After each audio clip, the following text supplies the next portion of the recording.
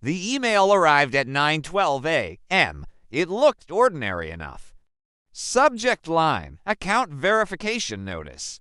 Sender, a customer support address from the company where I worked. That was the first strange part.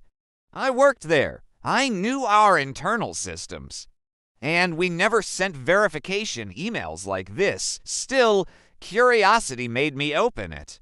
Inside was a short message. We detected a login to your account from a new device.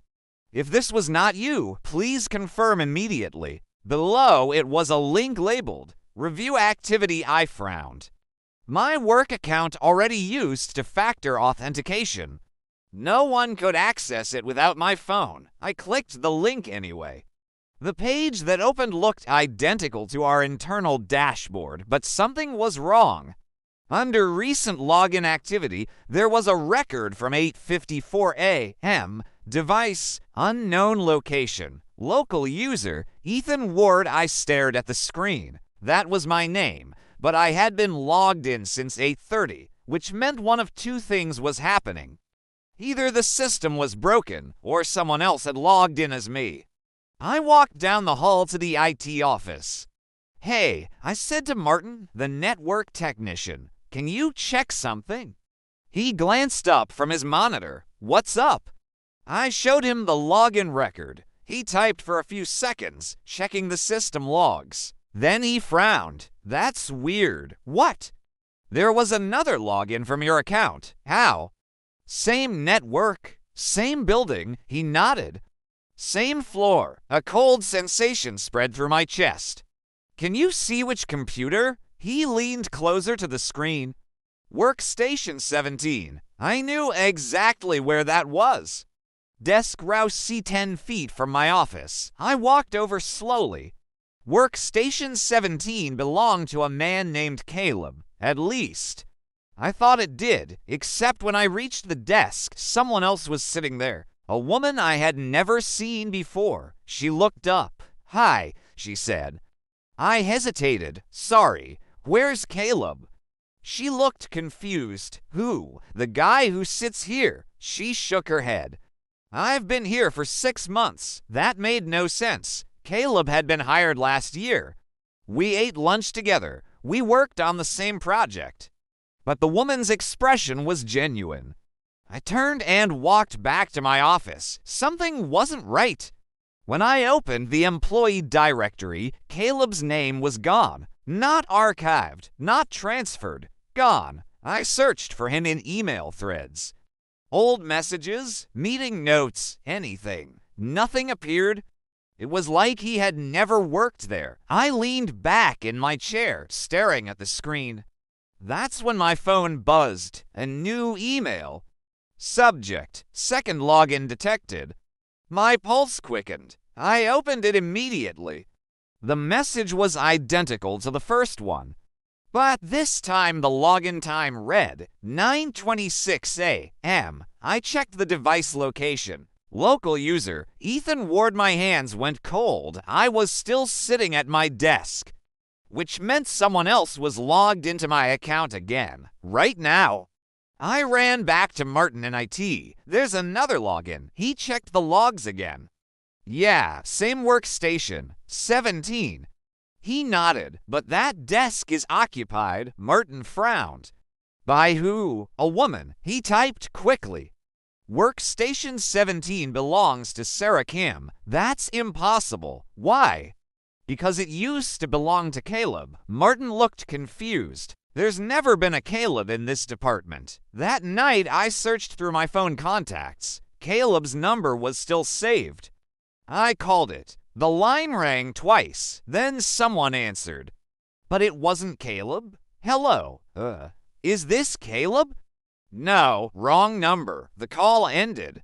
My stomach twisted. I checked our old text messages. They were gone, completely gone. The contact still existed, but every conversation had vanished. The next morning, I woke to another email. Subject, account verification notice. My heart pounded as I opened it. This time the login was from 6:14 a.m. Same location. Same user, me, but I had been asleep. I checked the device information. The login came from a workstation. Workstation 22, that was my desk. I rushed to the office. Martin was already there. I need to see the logs again. He pulled them up. His expression changed. That's strange. What? The login at 6:14. He turned the monitor toward me. It came from your office computer, but I wasn't here. He shrugged. Maybe you left something running remotely. No, my voice felt distant. Can you check the camera? We had hallway security cameras. Martin hesitated but pulled up the footage. The timestamp showed 6:14 a.m. The office hallway, empty. Then the door to my office opened. And someone walked inside. My throat tightened. Pause it. The figure was partially hidden by the door frame. Martin zoomed in. The person stepped further inside, and I saw their face. It was me. Exactly me. Same height, same clothes, same haircut. Martin laughed nervously. Okay. That's weird. I couldn't breathe. Play the rest. The footage continued. The man my double sat at my desk. Logged into my computer, typed for about 3 minutes. Then stood up and left. At 6:18 a.m., Martin turned toward me. You got here at 8:30. Yes. So who the hell was that? I didn't answer because deep down, I already knew. The emails continued for weeks. Each time the second login appeared, each time the other version of me used my account. At first, it only accessed documents. Then it began editing files, deleting things, changing things. Slowly, carefully, my work started disappearing. Projects I had completed were reassigned. Reports were rewritten. Even my employee profile changed. One day, my job title updated from senior analyst to temporary contractor. I confronted HR. They showed me the records. You are always a contractor, they said. That's not true, but every document in the system said the same thing. My position had never existed. The breaking point came 1 month later. I arrived at the office to find someone sitting in my chair. A man I didn't recognize. What are you doing? I asked. He looked up calmly. Working. This is my office. He frowned. No, it's mine. I ran to HR again. They checked the directory. My name wasn't listed anymore, not even as a contractor. It was gone. Like Caleb's. That night, I returned to the office building alone. I used my key card, except it didn't work anymore. I had to wait until someone exited to slip inside. The hallway was dark, empty. I walked toward my old office. The door was slightly open. Light spilled onto the floor. Inside, someone was sitting at the desk. My desk, typing. My heart pounded. Hey, the man looked up. It was me, not similar. Not close. Identical. The other Ethan Ward smiled calmly. You're early. My voice shook. What are you doing? He leaned back in the chair. Fixing a mistake. What mistake? You. My chest tightened. What does that mean? He gestured toward the computer. The system only needs one version. Cold fear spread through me.